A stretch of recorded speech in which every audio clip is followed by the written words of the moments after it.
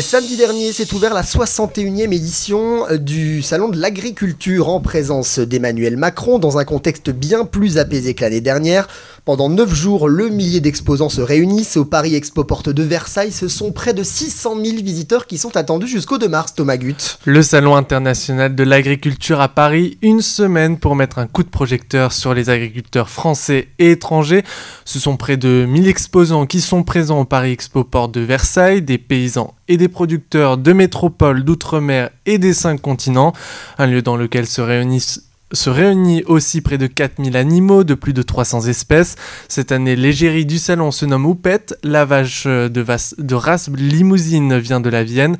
Née en 2018, elle a été élevée par Alexandre Humeau. Et de nouveautés sont prévues pour la 61e édition du Salon de l'Agriculture. La première, le lancement du Salon des technologies et des solutions agricoles, le CIA Pro, qui s'est déroulé de dimanche à mardi. C'est un événement à destination des 60 000 visiteurs professionnels, l'occasion d'aborder la transition numérique dans le monde agricole pendant 3 jours. La seconde nouveauté, c'est le Maroc qui est mis à l'honneur cette année. C'est la première fois qu'un pays étranger est mis en avant au Salon de l'Agriculture, une volonté de valoriser les liens entre les deux pays. La France exporte près de 610 millions de produits agricoles. Quant au Maroc, il est le 9e fournisseur de la France en produits agroalimentaires, notamment avec la tomate marocaine. C'est justement l'un des produits qui crispe certains maraîchers français. Souvent vendus moins cher, elle concurrence la tomate française. Parmi le millier d'exposants, ce sont une vingtaine de producteurs qui représentent les Alpes-Maritimes. Oui, ils sont exactement 26 producteurs qui représentent les 1000 exploitations du département. Des horticulteurs, oléiculteurs, viticulteurs, brasseurs, apiculteurs et autres artisans confituriers montrent la richesse des Alpes-Maritimes. Une diversité applaudie par le président du département Charles-Ange Ginésy, mais aussi par Jean-Philippe Frère, président de la Fédération départementale des syndicats d'exploitants agricoles 06. Mais la situation des agriculteurs dans les Alpes-Maritimes reste compliquée selon la FDSEA 06. Son président dénonce la pression foncière et l'accès difficile à l'eau agricole. Selon lui, 80% des agriculteurs sont raccordés à l'eau potable au lieu de l'eau agricole.